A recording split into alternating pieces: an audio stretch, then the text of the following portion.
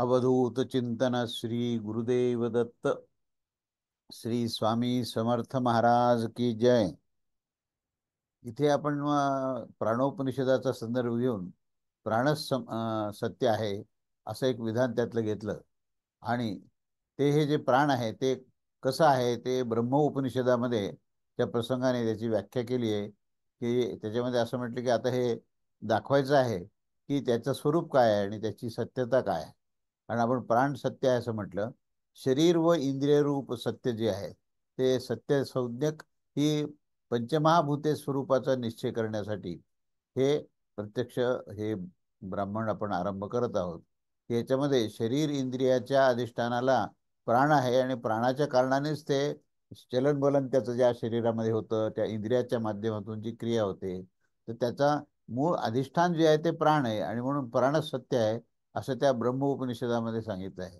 तेव्हा त्या पूर्ण उपाधीद्वारे आणि त्या निषेधाद्वारे नेती नेती इत्यादी रूपाने श्रुती जी आहे ती ब्रह्मस्वरूपाचा निश्चय करण्याकरता पहिल्यांदा नेती नेतीपासून सुरुवात करते.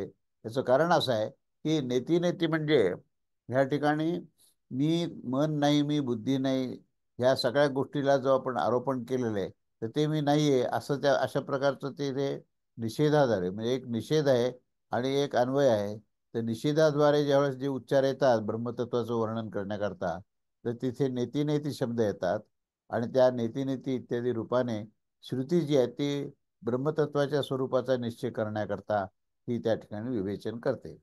तेव्हा इथला आपण पहिला जो मंत्र पाहिला मागच्या वेळेस तो असा होता की ब्रह्मतत्वाचे दोन रूप आहेत, मूर्त आणि अमूर्त, मर्त्य आणि अमृत, स्थित आणि यत, चल आणि अचल, सत आणि असत, अशा प्रकारचे हे दोन रूप त्याचे आहेत. आणि त्याचा आशय असा आहे की पंचमहाभूत जनित देह जो आहे आणि इंद्रिय जो आहेत यांनी केलेले जे संबंध असणारे जे ब्रह्मतत्व आहे ते कसं आहे ब्रह्मतत्व, तर ते मूर्त आणि अमूर्त संज्ञावाला आहे. त्यामध्ये मर्त्य स्वरूपामध्ये मूर्त आहे आणि अमृत स्वरूपामध्ये अमूर्त आहे. आणि अशा त्या स्वभावाला तो ब्रह्म दोन्ही ठिकाणी आहे असं इथे सांगितलेलं आहे. हे सिद्धांत जो आहे तो आपल्या ह्याही काळाकरता कसा महत्वाचा आहे हे आपल्याला समजण्यात येईल की मूर्त म्हणजे जी मूर्तीमध्ये आपण जी मूर्ती पाहतो तर ती मूर्ती जी आहे ती कशाने बनलेली आहे तर पंचमहाभूताने बनलेली आहे. परंतु त्या मूर्तीमध्ये अमृत तत्व आहे. म्हणजे त्या मूर्तामध्ये अमूर्त तत्व जे आहे ते ब्रह्मतत्व आहे आणि ब्रह्मतत्वाचाच आविष्कार जे आहे ते मूर्ती आहे. त्यामुळे त्या ज्याच्यापासून आविष्कार झाला तेच त्या आविष्कारात येत असतं. जसं बीजापासून वृक्ष झाला तर वृक्ष जो आहे तो भिन्न भिन्न फांद्या, पानं, फुलं, फळं असं जरी दिसत असला तरी त्या बीजापासूनच तो निर्माण झालेला असल्यामुळे बीजच वेगवेगळ्या रूपाने तिथे व्यक्त होत असतं. तसंच हे ब्रह्मतत्वाच्या आधारावर जे ब्रह्मांड निर्माण झालं त्या ब्रह्मांडामध्ये जरी विविधता दिसत असेल किंवा तिथे जन्ममृत्यू दिसत असेल, तिथे परिवर्तन दिसत असेल, तरी त्याचं मुख्य जे मूळ स्वरूप जे आहे ते ब्रह्मतत्व आहे हे या ठिकाणी सांगितलं आहे. आणि आजच्या काळात जो बोध आहे तो बोध असा आहे की आज आपण पाहतो की शैव शैव पंथीय लोक आहेत, त्यानंतर वैष्णव संप्रदाय आहे, त्यानंतर भिन्न भिन्न संप्रदाय आपण पाहतो. जसा वारकरी संप्रदाय, दत्त संप्रदाय आणि नाथ संप्रदाय असे पुष्कळ संप्रदाय आपल्याकडे आहेत. आणि त्यामध्ये जो भेद झाला आहे त्या भेदामुळे हिंदू संस्कृती ही संघटित नाही झाली. म्हणजे आज जर प्रश्न कोणी विचारला की बाबा इतक्या वर्षापासून अनेक संघटना ह्या हिंदूंचं संघटन करण्याकरता कार्य करत आहेत, पण तरी पण आज 100 वर्ष झाले राष्ट्रीय स्वयंसेवक संघ सुद्धा काम करतोय. तर त्या 100 वर्षाच्या नंतर सुद्धा आज जर आपण पाहिलं तर ती जी माणसं आता मोठ्या संख्येने एकत्रित आलेत ते केवळ पैसा आणि सत्ता करता आलेले आहेत. परंतु त्यांच्यामध्ये असं कुठलाही आपल्याला गुण दिसून येत नाही की ज्याच्यामुळे ते एकत्र आले आहेत. त्यामुळे एकत्र येण्याचं मूळ काय कारण आहे तर मूर्त आणि अमूर्त ब्रह्म हे तिथे आपल्याला सांगता येईल. की त्या ठिकाणी मूर्त जे आहे ते मूर्त म्हणजे ह्या ब्रह्मांडामध्ये आपण जे व्यक्त झालेले दिसतं त्या व्यक्तामध्ये ते अव्यक्त तत्वच आहे. वृक्षामध्ये बीजाला जर पाहिलं तुम्ही तर मूर्तामध्ये अमूर्त तत्व पाहू शकता. मूर्तीमध्ये म्हणजे भगवान श्री हरी विष्णूची मूर्ती आहे किंवा पांडुरंगाची मूर्ती आहे तर त्यामध्ये अमूर्त चैतन्य आहे. हे म्हणजे नाथ महाराजांना दिसलं म्हणून ते चैतन्याचा पुतळा असं म्हटलेलं आहे. पुतळा जो आहे तो तसा पाहिला तर पंचमहाभूताचा आहे, पण तसं ते म्हणत नाहीत ते. तर त्या चैतन्याचा पुतळा म्हणताना पुतळ्याच्या अधिष्ठानामध्ये जे ब्रह्मतत्व आहे ते त्यांना दिसतं आणि ब्रह्मतत्वच चैतन्यमय असतं आणि म्हणून ते चैतन्याचा पुतळा असं म्हटलेलं आहे. त्यामुळे या मर्त्य आणि अमृत स्वभावाला असणारं जे ब्रह्म आहे आणि तज्जनित जी वासनारूप व सर्वज्ञ आणि या सर्वज्ञ अशा प्रकारचा तो आहे. सर्वशक्ती सोपाधिक ब्रह्म हे सोपाधिक झाले त्यावेळेस ते मूर्त होतं. तो क्रियाकारक आणि फलस्वरूप आणि सतत व्यवहाराचा आश्रय घेतो. तेच ब्रह्म समस्त उपाधी विशेषाने रहित ज्यावेळेस होतं तेव्हा त्याचं सम्यक तो विषय होतो. तो अजन्मा अमर अभय वाणी आणि मनाचा देखील तो अविषय होतो आणि अद्वैत होण्याच्या कारणाने त्याचे नेती नेती अशा प्रकारे निर्देश केलेला आहे. आपण द्वैत स्थितीमध्ये असताना अद्वैताचं वर्णन करताना केवळ नेती नेती असा शब्दप्रयोग त्या ठिकाणी केला जातो आणि अशा प्रकारे नेती नेती अशा प्रकारे जो निर्देश केला जातो ते त्या परब्रह्म परमात्म्याचेच हे दोन रूप आहेत. तर ते दोन रूप कोणते आहेत तर मूर्त आणि अमूर्त असे हे दोन रूप आहेत. अर्थात ज्याच्यामध्ये आपले अन्य विशेषणाचा अंतर्भाव होऊन जातो असे ब्रह्म जे आहे ते मूर्त आणि अमूर्त ह्या दोनही रूपात त्याचा निश्चय केला जातो. परंतु मूर्त आणि अमूर्ताच्या त्या अन्य विशेषणात कोणते कोणते आहेत त्यावर असं दाखवलं जातं की मर्त्या मरणधर्मी अमृत मर्त्याच्या विपरीत स्वभाव असणारे स्थित परिच्छिन्न आणि अर्थात जो काही गतिपूर्वक स्थित असतो आणि जो म्हणजे जो जात असतो येतो आणि जातो त्याच्यामुळे त्यात गती पण आहे. पण त्यामध्ये अधिष्ठानात ते ब्रह्मतत्व असल्यामुळे ते गतिपूर्वक स्थित आहे. म्हणजे आपण ह्याच्यामध्ये म्हणता येईल की डायनामिक इक्विलिब्रियम ते इक्विलिब्रियम मध्ये पण आहे आणि ते वेग म्हणजे वेग प्रवेगामध्ये संतुलन पण आहे तिथे. तर असं त्या ब्रह्मतत्वाचं वर्णन जे आहे जेव्हा तो जीव भावामध्ये येतो त्यावेळेस त्याला आपण जीवात्माशी संज्ञा देतो पण आहे ते ब्रह्मतत्वच. तर त्या जीवात्म्याला जन्ममृत्यूच्या चक्रामध्ये भ्रमण आहे पण त्या भ्रमणाच्या अधिष्ठानामध्ये जे ते जे स्थित तत्व आहे जे अखंड स्थिर असं तत्व आहे शाश्वत असं अस्तित्व आहे तर ते जे आहे तेच ब्रह्मतत्व आहे हे आपल्याला समजलं पाहिजे. तेव्हा जो जात असतो अर्थात व्यापक अपरिच्छिन्न म्हणजे स्थितीपासून विपरीत स्वभाव असणारा तो दुसऱ्याच्या अपेक्षा विशेष रूपाने हे निरूपित केल्या जाणाऱ्या या असाधारण धर्मविशेषवाला आणि त्यात त्यत आणि सतपासून विपरीत स्वभाव असणारा तो अशा प्रकारे सर्वदा परोक्ष रूपाने सांगितले जात असतो. तेच ते ब्रह्मतत्व आहे. असं हे मूर्त आणि अमूर्त ब्रह्माची ही परिचयात्मक पहिला मंत्र हा इथे संपतो आणि त्यानंतर दुसरा मंत्र जो आहे तो मूर्त आणि मूर्तामूर्त ह्याचा विभागपूर्वक मूर्तरूप आणि त्या मूर्तरूपाचे रसाचे वर्णन केलेले आहे. तेव्हा ह्या प्रकारे मूर्त आणि अमूर्त हे चार विशेषणांनी युक्त आहे आणि त्यामध्ये विशेषण जे मूर्तचेच फक्त प्राप्त होते त्यापैकी कोणते कोणते अमूर्त आहेत याचा विभाग सुद्धा आपण पाहूया. तेव्हा दुसरा मंत्र आपण मागच्या वेळेस पाहिला होता त्याचा जो अर्थ आहे तो वायू आणि अंतरिक्ष ह्याच्यापेक्षा भिन्न जे आहे ते मूर्त आहे. म्हणजे पंचमहाभूतामध्ये अंतरिक्ष म्हणजे आकाश तत्व आणि वायू तत्व हे दोन्ही जे आहेत ते अदृश्य असूनही त्याचं अस्तित्व आपल्याला जाणवतं. परंतु ह्या म्हणून त्याला आपण अमूर्त असं आपण म्हणू. पण त्याच्यापेक्षा भिन्न असलेले जे अन्य तीन जे महाभूत आहेत म्हणजे अग्नी जल आणि पृथ्वी हे जे तीन आहेत हे तीन जे आहेत हे मूर्त आहेत ते मर्त्य आहेत. त्याच्यामध्ये उत्पत्ती स्थिती लय हे आपल्याला स्पष्ट दिसायला लागतं म्हणून ते मर्त्य आहेत.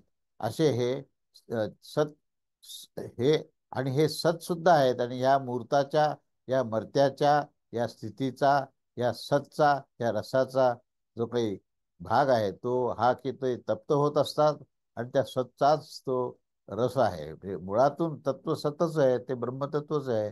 पण त्या ब्रह्मतत्वाला मूर्त रूप ज्यावेळेस आलं त्यावेळेस त्याच्यामध्ये आपल्याला हालचाल दिसते.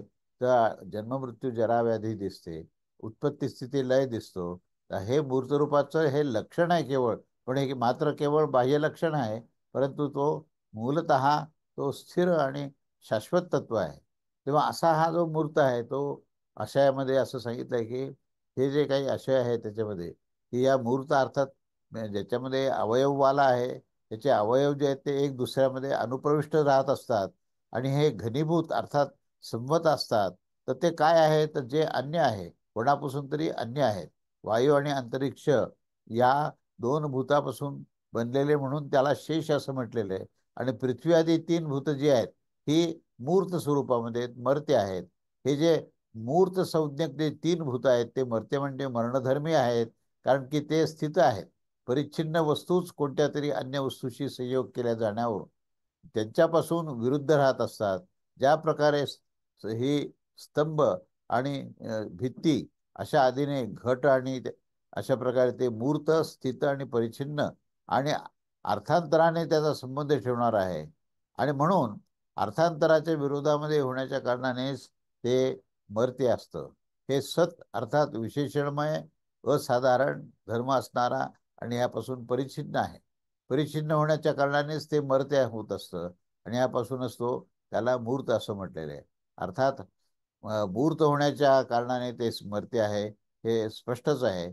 मर्त्य होण्याच्या कारणाने ते स्थित आहे आणि म्हणून या 4 धर्माचे व दुसऱ्यामध्ये विचार न होण्याच्या कारणाने त्याचे यथेष्ट विशेष्य आणि विशेषण आणि कार्यकारण भाव दाखवणे हे उचितच आहे.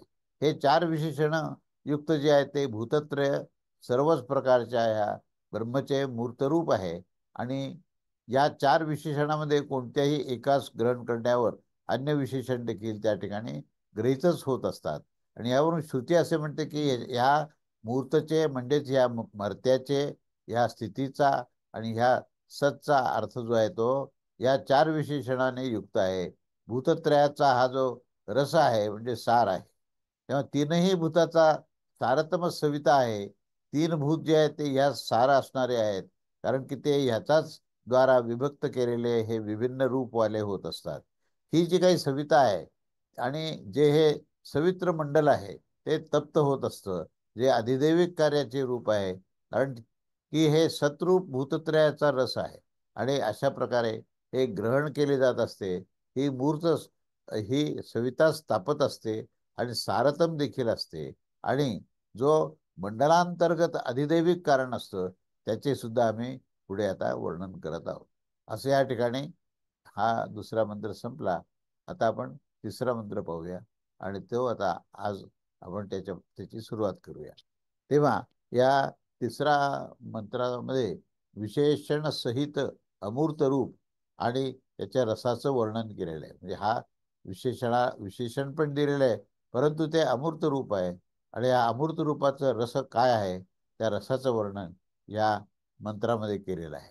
तेव्हा मंत्र क्रमांक 3 अथामूर्तम वायुश्चान अंतरिक्षम चैत अमृतम ते मेत तद्देत तद्यत्य स्थैतम स्या अमूर्त सै तस्याम अमृत तस्यै यत् एतस्य तस्यैष रसौ य एष एतस्मिन् मंडले पुरुषस्तस्य केशरस इत्यादी दैवत. याचा अर्थ असा आहे की वायू आणि अंतरिक्ष हे जे आहेत हे अमूर्त आहेत आणि हे अमूर्त असून ते यत आहेत आणि ह्या अमूर्ताचे जे म्हणजेच अमृत तत्वाचं अमृताचा या यत याचा या तच्च्या हे यत आणि तच्च्या हे सार आहे, जे की मंडलामध्ये पुरुष आहे हेच त्यात सार आहे आणि जे अधिदैवक दर्शन ते देत असतं हेच त्याचं सार आहे. तेव्हा याचा आशय असा आहे की अमूर्ताचे वर्णन इथे केले गेले आहे. वायू आणि अंतरिक्ष हे त्याचे 2 भूत आहेत आणि हे अमृत आहेत, कारण की हे ते अमृत आहेत आणि म्हणून हे अमूर्त होण्याच्या कारणाने ते अस्थित आहेत, म्हणून कशाने देखील त्याचा विरोध होऊ शकत नाही. त्यास अमृत म्हणत असतात. अमरण धर्मास हे यत म्हणजे चल अर्थात स्थितीपासून विपरीत आणि व्याप्त म्हणजे अपरिच्छिन्न आहे, कारण की दुसऱ्यापासून ह्यास यत अशा अशा प्रकारचं हे विशेषण हे त्याला विभक्त होत नसतं, कारण ते त्यत आहे आणि अर्थात त्यत अशा प्रकारे पूर्ववत जे परोक्ष रूपानेच पुकारल्या जाण्यास योग्य आहे, कारण ते प्रत्यक्ष ते दिसत नाही, म्हणून त्या ठिकाणी परोक्ष रूपानेच त्याला पुकारणं हे योग्य राहील. अशा या अमृताचे आणि ह्या अमृताचे ह्या गतिशीलाचे आणि ह्या परीक्षाचे अर्थात या 4 विशेषणाने युक्त असलेल्या अमूर्ताचे हे रस आहे. तर ते कोणतं आहे की जो की या मंडलामध्ये पुरुष म्हणजे इंद्रियात्मा म्हणजे हिरण्यगर्भ म्हणजेच प्राण असं सांगितलं जात आहे. तो या अमूर्त भूतद्वयाचा रस अर्थात पूर्ववत सारतम भाग आहे. अमूर्त भूत द्वय या पुरुष सार असणार आहे. या हिरण्यगर्भ रूप लिंगात्म्याच्या आरंभाच्या साठीच या अव्याकृताने ह्या दोषभूतांची अभिव्यक्ती होत असते आणि म्हणून त्याच्यासाठी अर्थात त्याचे साधन होण्याने ते भूतद्वय त्या पुरुषरूप सार असणारेच असते. आणि ह्या त्याचाच सार आहे. कारण की हा जो मंडलस्थ पुरुष असतो ना, तो ह्या मंडलाच्या समान ग्रहण केल्या जाऊ शकत नाही. या कारणाने ते भूतद्वयाचे हे सार आहे आणि म्हणून मंडलस्थ पुरुष आणि या दोन्ही भूताचे साधर्म्य असते आणि म्हणून त्याचेच सार आहे. अशा प्रकारे प्रसिद्धीच्या समान त्यातला याचा हेतू दाखवणे उचित आहे. कोणाचे मत असते की हिरण्यगर्भ विज्ञानात्मा हिरण्यगर्भ विज्ञानात्मा हेच चेतन रस म्हणजे कारण आहे त्याचं. आणि त्या अवस्थेमध्ये हिरण्यगर्भ विज्ञानात्म्याचे कर्म हे वायू आणि अंतरिक्षाचेच प्रेरक तत्व आहेत. ते कर्म वायू आणि अंतरिक्षाचा आधार असणारे होऊन अन्य भूतांचे प्रेरक तत्व होऊन जाते. त्या आपल्या कर्माच्या द्वारे हिरण्यगर्भ जे आहे ते विज्ञानात्मा वायू आणि अंतरिक्षाचे प्रेरक असते आणि त्या कारणाने त्याचा रस म्हणजे कारण सांगितलं जात असते. म्हणून असे म्हणणं ठीक नाही की ही मूर्ताचा रससाराने या सदृश्या ह्याची सदृश्यता होऊ शकत नाही आणि ती नसते आणि म्हणून तीन भूताचा रस तर मूर्तमंडलच पाहिला जात असतो. परंतु तो भूतत्रयामध्ये समान जातीवाला अर्थात जड असतो. त्याचा रस जो आहे तो चेतन नसतो. अशा प्रकारे अमृतभूतांचा देखील त्याच्या समान हे जातीय अमूर्त रस झाला पाहिजे. पण कारण की ह्या दोन वाक्यांची प्रवृत्ती दिसायला समानच आहे. त्या प्रकारे या चार धर्माने युक्त मूर्त आणि अमूर्त विभाग केला गेलेला आहे. त्याच प्रकारे आणि त्याच न्यायाने मूर्त रसवान आणि रस आणि अमूर्त रसवान आणि रसाचे देखील विभाग करणे हे उचितच आहे. तेव्हा हे जरतीय हे न्यायाचा आश्रय घेण्याचा हे त्या ठिकाणी आवश्यकता नाही, ते उचित नाही.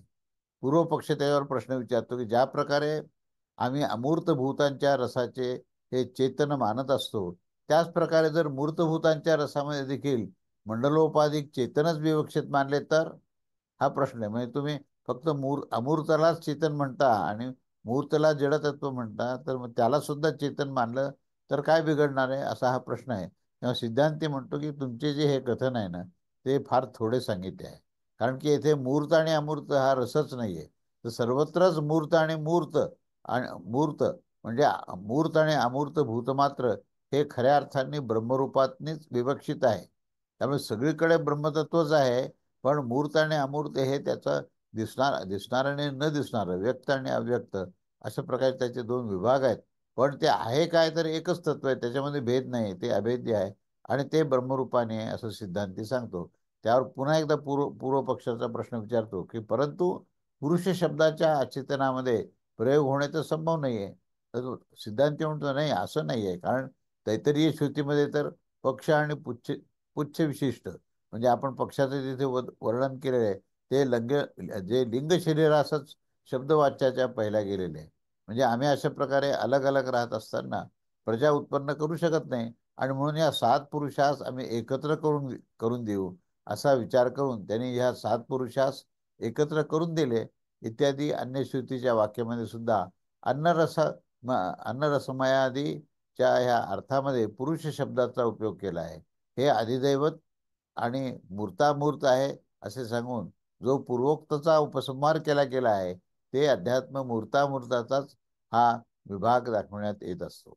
असं ह्या तिसऱ्या मंत्राचं हे सार आणि आशयात्मक हे विवेचन आहे. त्यानंतर पुढे आता मूर्तामूर्ताचे काय काय विभाग आहेत ते पाहिले की अध्यात्म हे मूर्तामूर्ताचे विभागपूर्वक मूर्तचे वर्णन आहे. आता हे अध्यात्म काय, ह्याच्यावर काय मंत्र म्हणतात ते बघा.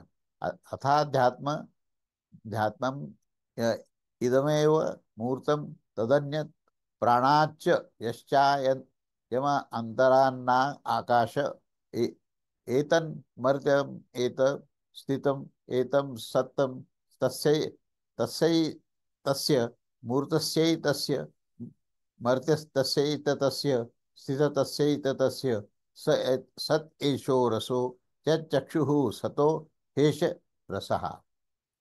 अर्थ असा आहे की आता अध्यात्म मूर्तामूर्तचे वर्णन केले जात आहे, जे प्राणापासून आणि हे जे देहांतर्गत आकाश असतं त्यापासून ते भिन्न आहे. हेच मूर्त आहे आणि हे मर्त्य आहे, हे स्थित आहे, हे सत आहे. आणि हा जो नेत्र दिसतो तोच या मूर्तचा म्हणजे या मर्त्याच्या ह्या स्थितचा ह्या सतचा तो सार आहे आणि हेच सतचं सार आहे. आता याचा थोडंसं विस्ताराने आशय पाहू आपण की मूर्तामूर्त जे आहे ते अध्यात्म विभागामध्ये कसे दाखवले आहे.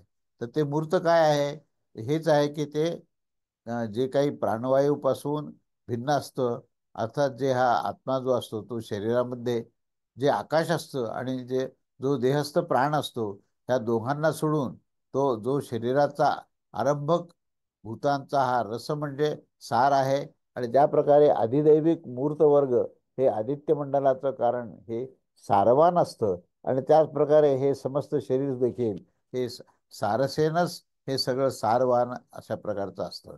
शरीराच्या अवयवामध्ये प्रथम होण्याच्या कारणाने देखील चक्षु हे शरीराचं सार आहे आणि उत्पन्न होणाऱ्या या जीवाच्या सर्वात प्रथम जे आहे ते नेत्रच उत्पन्न होत असतात. या विषयामध्ये अग्नी जो आहे तो तेजरूप रसवाला झाला आहे आणि हे लिंग आहे. चक्षु देखील तेजसच आहे. आध्यात्मिक भूतत्रय हा चक्षुरूप सारवालाच आहे आणि सच्चेच हे रस आहे. असं हे कथन हे सत तीन भूताचे चक्षुचे मूर्तत्व व सारतत्वामध्ये हेतुत्व प्रतिपादन करण्याच्यासाठी इथे विवेचन केलेले आहे. असा हा चौथ्या मंत्राचा आपण आशय पूर्ण पाहिला. आता ह्या पाचव्या मंत्राकडे आपण वळू. तो विषय असा आहे की अध्यात्म आता अमूर्तच आहे. त्याने आधी मूर्तच त्याने अध्यात्म सांगितलंय. आता अध्यात्म अमूर्तचा त्याच्या विशेषासहित आता वर्णन आपण करणार आहोत.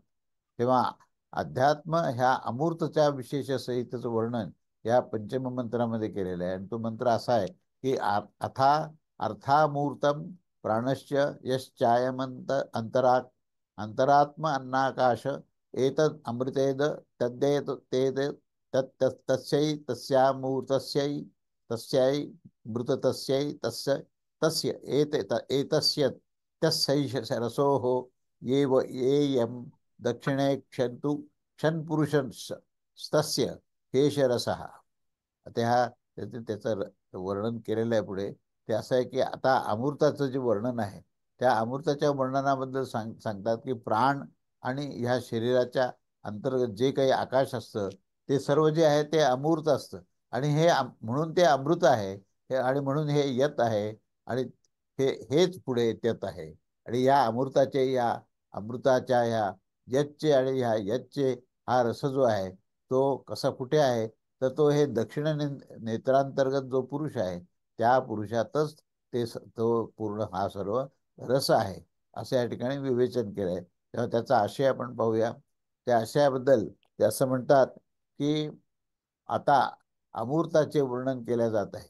जे शेष दोन प्राण आणि हे देहांतर्गत जे आकाश आहे ते आकाश कसं आहे, तर ते अमूर्त आहे. शेष म्हणजे पूर्ववत आहे. त्याचाच हा रस म्हणजे सार आहे, जो की हे दक्षिण नेत्रांतर्गत जो पुरुष आहे. आणि दक्षिण नेत्रामध्ये अशा प्रकारचा विशेष नेत्राचे ग्रहण हे शास्त्र प्रत्यक्ष होण्याच्या कारणाने आहे. लिंगदेहाच्या विशेष रूपात दक्षिण नेत्रामध्ये अधिष्ठातृत्व असतं आणि शास्त्राचा प्रत्यक्ष आहे. कारण की समस्त श्रुतीमध्ये असाच प्रयोग पाहिला गेलेला आहे की हे त्याचे सार आहे. असे हे कथन पूर्ववत विशेष रूपाने ग्रहण न होण्याच्या कारणाने त्यात अमूर्त दोनही भूतांचे हे दक्षिण नेत्रस्थित पुरुषांचे अमूर्तत्व आहे. आणि सारतत्व देखील ह्या ठिकाणी हेतू ह्याला स्पष्ट करण्यासाठीच आहे आणि म्हणून त्याचं प्रतिपादन करण्यासाठीच हा मंत्र या ठिकाणी म्हटलेला आहे.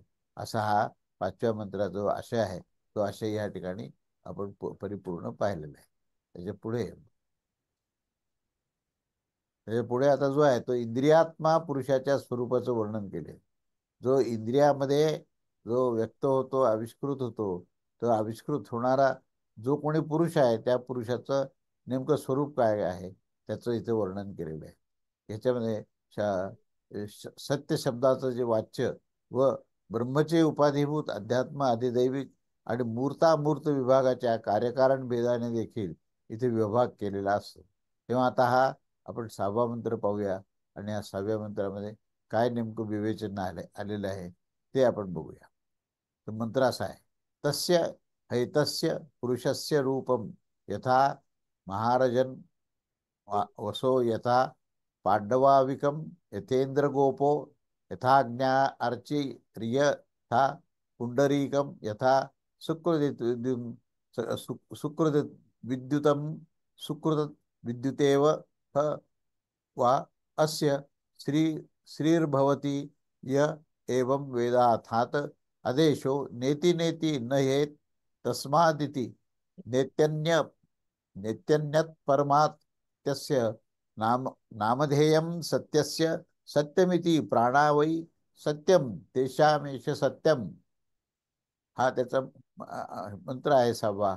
आणि आता त्याचा आपण पहिल्यांदा शब्दशः अर्थ पाहूया की या 6व्या मंत्रामधला हा अर्थ असा आहे की ह्या इंद्रियात्मा जो आहे तो कसा आहे, तो लिंग शरीर रूप पुरुषाचा या वासनामय मूर्तामूर्त स्वरूपाची वासना आणि विज्ञानमयाच्या संयोगाने उत्पन्न झालेले जे वस्त्र असतं अथवा भिंतीवर काढलेल्या चित्राच्या समान ही विचित्र व माया इंद्रजाल व तृषाच्या आश्रयभूत रूपाचे जे वर्णन करत असतात, ज्यामध्ये की विज्ञानवादी वैनाशिकांचा आणि भ्रम होऊन गेलेला आहे की बस इतकेच आहे की एवढाच आत्मा आहे.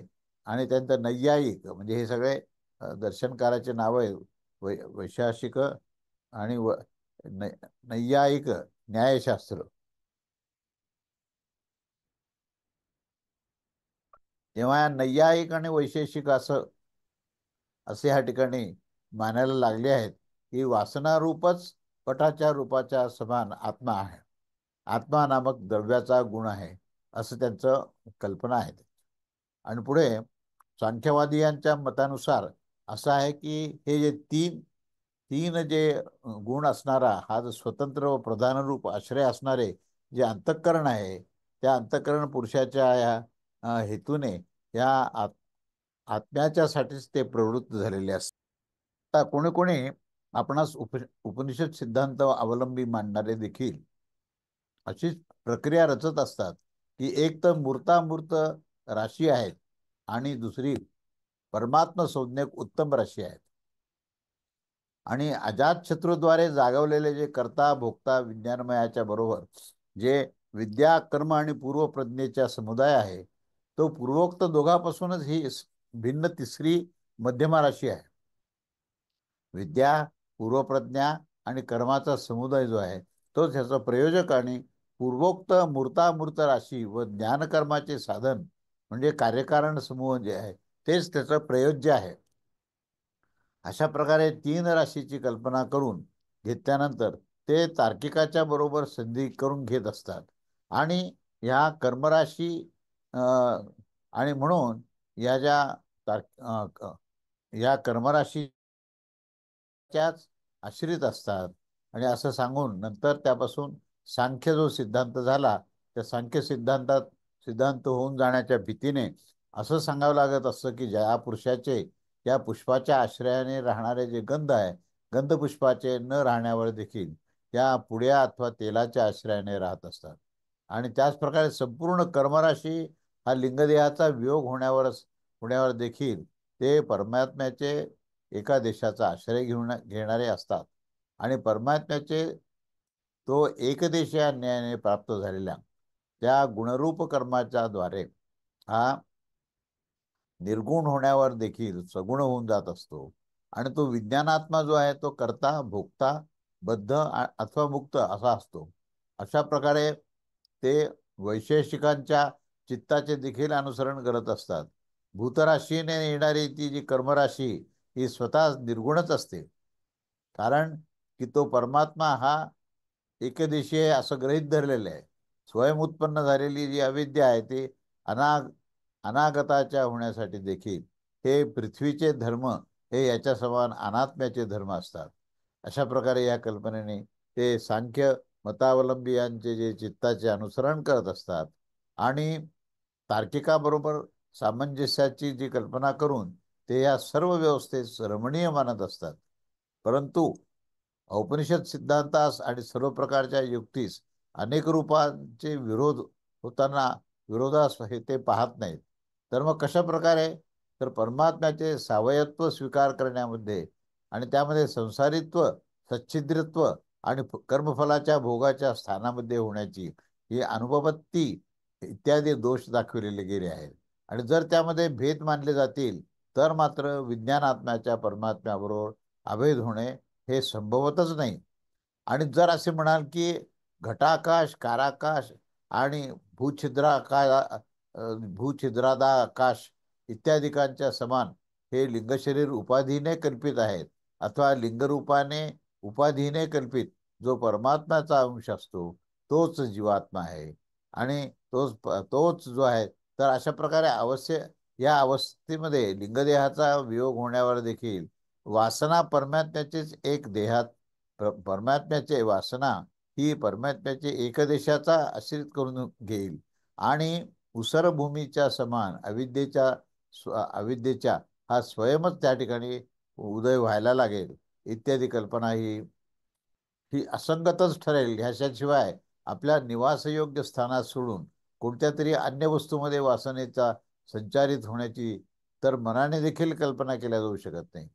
आणि त्यामुळे या विषयामध्ये काम, संकल्प आणि संशय इत्यादी ह्या हृदयामध्येच रूप प्रतिष्ठित करत असतात. असं माना की ध्यान करत असतो, माना की वेगाने तो चालणारा हैल जो संकल्प याच्या हृदयामध्ये स्थित असतो आणि त्या समयी तो हृदयाचा समस्त शोकास पार होऊन जात असतो. ही इत्यादी श्रुती देखील ही या ठिकाणी सहमत नसते. या श्रुतीचा यथाश्रुत अर्थ सोडून कोणत्या तरी दुसऱ्याच अर्थाची कल्पना करणे हे उचित नसतं. कारण की हे आत्म्याचे परब्रह्मत्व प्रतिपादन करण्यामध्ये हे प्रवृत्त होत असतात आणि याच अर्थाची या ठिकाणी या अर्थामध्ये समस्त उपनिषदांचे जे परिवसन होत असते. आणि आणि म्हणून श्रुतीच्या ह्या अर्थाची कल्पना करण्यासाठी कुशल असणारे हे सर्व लोक जे आहेत ते नेमका उपनिषदाचा उलटा अर्थ करून त्याला व्यक्त करत असतात. आणि तरी देखील जरी तो वेदाचे तात्पर्य असेल तर ते भलेच होईल, त्याचा कोणी द्वेष करणार नाही. परंतु भर्तृपंचकाच्या राशीत ह्या सिद्धांतामध्ये ब्रह्मचेच दोन रूप सांगितलेले आहेत असे सांगणे सुद्धा हे उचित होणार नाही. कारण की जेव्हा की मूर्तामूर्त आणि तज्जनित वासना ही मूर्त आणि अमूर्त दोन रूपे होऊन आणि त्याच्यापासून रूपवान ब्रह्म तिसरे रूप आहे आणि त्याच्यामध्ये जो चौथे रूप आहे ते त्याच्यामध्ये कोणी दुसरे चौथे रूप न होता त्याच समय असा निश्चय करणे ठीक होईल की ब्रह्मचे दोनच रूप आहेत. नाहीतरी असे मानावं लागेल की ब्रह्मचे एकदेश विज्ञानात्माचे रूप आहे, अथवा विज्ञानात्माच्या द्वारे परमात्म्याचे रूप असते. आणि त्यावेळेस देखील रूपे असा द्विवचनादी प्रयोग उचित होणार नाही. परंतु वासनांच्या बरोबर त्रित्व होण्याच्या कारणाने रूपाणी असं बहुवचनाचा प्रयोग या ठिकाणी उचितच आहे. अर्थात दोन म्हणजे मूर्त आणि अमूर्त, आणि त्या ठिकाणी तिसरं रूप जे आहे ते वासना आहे. जर म्हणाल की परमात्म्याचे रूप तर मूर्त आणि अमूर्त दोनही आहे, तर वासना तर विज्ञानात्म्याची असते, तर त्या अवस्थेची मूर्तामूर्त विषयात अशी ही वाचोयुक्ती प्रदर्शित करावी की विज्ञानात्म्याच्या द्वारे विकारास प्राप्त होताना ह्या परमात्म्याचे रूप दिसते, हे म्हणणे सुद्धा व्यर्थच होईल. कारण की वि विज्ञानात्माच्या ह्या द्वारत्वा तर वासनांच्यासाठी देखील असंच आहे की ह्याच्याशिवाय एक वस्तू कोणत्या तरी अन्य वस्तूच्या द्वारा विकारास प्राप्त होत असते. अशा या मुख्य वृत्तीने प्राप्त होत असतात आणि अशा या मुख्य वृत्तीची कल्पना देखील त्या ठिकाणी करता येणार नाही, ती केली जाऊ शकत नाही. आणि विज्ञानात्मा हा परमात्म्यापेक्षा कोणी भिन्न वस्तू देखील असू शकत नाही. कारण की अशी कल्पना करण्यामध्ये तर अद्वैत सिद्धांताचीच हानी होईल असं म्हणता येईल. आणि म्हणून वेदार्थाबद्दल अनभिज्ञ अशा त्या पुरुषाची अशी ही मनमानी कल्पना जी आहे ती वेदाक्षरापासून बाह्य आहे आणि अक्षरास सोडून केलेला जो अर्थ आहे हा वास्तविक वेदार्थ अथवा वेदार्थाविषयी त्याचा उपयोग होणार नाही. कारण की आपल्या ह्या प्रामाण्यामध्ये वेद कोणाच्या अपेक्षा ठेवत नाहीत आणि म्हणून राशीत्रयाची कल्पना देखील ठीक नाहीये. हा जो दक्षिण नेत्रांतर्गत जो पुरुष आहे, ह्या वाक्याद्वारे अध्यात्म प्रकरणामध्ये लिंगात्म्याचे वर्णन हे आरंभ केले गेले आहे. आणि अधिदैव प्रकरणामध्ये हा जो आदित्य मंडलामधील जो पुरुष आहे, तो अशा प्रकारे तस्य या पदाने प्रकृत ह्या लिंगात्म्याचे ग्रहण केले जाण्याच्या कारणाने तेच ग्रहण केल्या गेले आहे. आणि ते जे की हे अमूर्त त्याचा रस आहे आणि विज्ञानमयाचे हे ग्रहण केल्या गेलेले नाही, असं इथे विवेचन यांचं सिद्धांतीचं होतं. आता त्यावर पूर्वपक्ष काय म्हणतो, प्रश्न असं विचारतो की येथे विज्ञानमयाचे देखील प्रकरण आहे, कारण की ह्या कारणाने हे विज्ञानमयाचे रूप का नाही आहे? कारण की तस्य या पदाने तर प्रकृतीलाच ग्रहण केल्या गेलेले आहे. त्यावर सिद्धांती म्हणतो की तुम्ही म्हणता तर तशी ती काही गोष्ट नाही. कारण की विज्ञानमयास अरूपवान रूपाने दाखवणे हे अभिष्ट असते. जरी हे महारजनादी रूप हे विज्ञानमयाचे होतील तर त्याची सुद्धा पुढे नेती नेती अशा प्रकारे अनिर्वचनीय रूपाने आदेश केला जाऊ शकत नाही. परंतु हा आदेश तर पुढे आणण्याचा आहे, विज्ञानात्म्याचा असू शकत नाही. तर असे म्हणणे, सिद्धांती म्हणतो असे म्हणणे ठीक नाही. कारण की अरे मैत्रेयी, विज्ञात्याच्या कोणत्याद्वारे जाणावे अशा प्रकारे विज्ञानमय रूपाचा आरंभ करून या 6व्या अध्यायाच्या शेवटी तोच हा आत्मा असं नाही, असं नाही, असं त्या ठिकाणी 2 वेळेला त्याची पुनरावृत्ती केली आहे. तेव्हा अशा प्रकारे हा जो उपसंहार केला आहे आणि असे मांडण्यावर विशेष रूपाने ज्ञान करून देईन ही जी प्रतिज्ञा देखील सार्थक होऊ शकते. येथे जरी विज्ञानमयाचे सर्वोपाधिक विनिर्मुक्त व्यवहारातील आत्मस्वरूपाचे ज्ञान करणे हे अभिष्ट होईल, तेव्हाच ही प्रतिज्ञा सार्थक होऊ शकेल. ज्याचे ज्ञान करून दिल्यावर हे आपल्यालाच मी ब्रह्म आहे असे जाणतो आणि शास्त्र निष्ठास प्राप्त करून घेत असतो आणि कोणापासून हे भयास प्राप्त होत नाही. आणि जर विज्ञानमय कोणी अन्य होईल तर नेती नेती या वाक्याने कोणत्या तरी अन्याचा निर्देश केला जाईल आणि मी अन्य आहे असं विपरीत ग्रहण केलं जाईल. तेव्हा आपण असंच जाणा की मी ब्रह्म आहे असं ग्रहण होणार नाही. तर म्हणून तस्य हे तैस्य इत्यादी मंत्राने दाखविले आहे की हे रूप जे आहेत ते लिंगरूप पुरुषाचेच आहे. सत्याचंच सत्य आहे. परमात्म्या सत्याचं सत्य हेच परमात्म्याचे स्वरूप आहे. म्हणून येथे संपूर्ण सत्य दाखवणे हे अत्यंत आवश्यक आहे. सत्याचेच विशेष रूपाने वासना असतात आणि त्यांचे हे रूप दाखवले जाते. या प्राकृत लिंगात्मा पुरुषाचे रूप आहे. ते रूप म्हणजे कोणते आहे तर त्यावर असं सांगतात की लोकांमध्ये ज्या प्रकारे हे महाराजन हे वस्त्र हे महाराजन हळदीस म्हणत असतात, त्यापासून रंगवले गेलेले आहे असे हे वस्त्र आहे, तेच महाराजन आहे. आणि त्याच प्रकारे ही स्त्री आदी विषयाचा संयोग होण्यावर चित्ताचा तसा रंजनात्मक वासनामय रूप उत्पन्न होऊन जात असतो. त्याच्या कारणाने हे पुरुष वस्त्राधिकांच्या समान रक्तरंगाने युक्त होऊन अनुरक्त म्हटल्या जात असते. तेव्हा इथे आपण थांबूया. त्याच्या पुढचा जो भाग आहे विस्ताराचा तो आपण पुढच्या रविवारी बघूया. अवधूत चिंतन श्री गुरुदेव दत्त. श्री स्वामी समर्थ महाराज की जय.